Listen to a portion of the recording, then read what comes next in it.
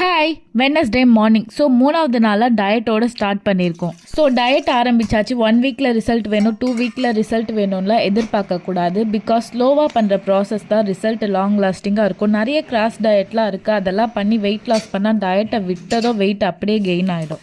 So பொறுமையாக போகலாம், ஒன்றும் அவசரம் கிடையாது. நான் டயட்டை சொன்னேன், நான் ஆஃபீஸ்க்கு அவசரமாக தான் ஓடி ஆகணும்.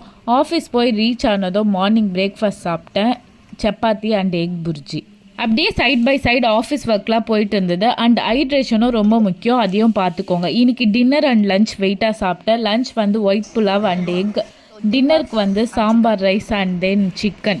சாப்பிட்டு முடிச்சுட்டு 1 hour கழிச்சு தாராளமாக ஒர்க் அவுட் பண்ணலாம். ஸோ என்னோட 4th டே இல்லை 5th டே ஒர்க் அவுட்டையும் நான் வெற்றிகரமாக முடிச்சிட்டேன். அதுக்கப்புறம் நாளைக்கு சாப்பிட வேண்டியதெல்லாம் கொஞ்சம் ப்ரிப்பேர் பண்ண வேண்டியது இருந்துச்சு. அதெல்லாம் நைட்டே பண்ணி வச்சுட்டு எங்கள் அம்மா கிட்ட நல்ல ஒரு ஹெட் மசாஜ் எடுத்துகிட்டு தூங்க போயிட்டேன்.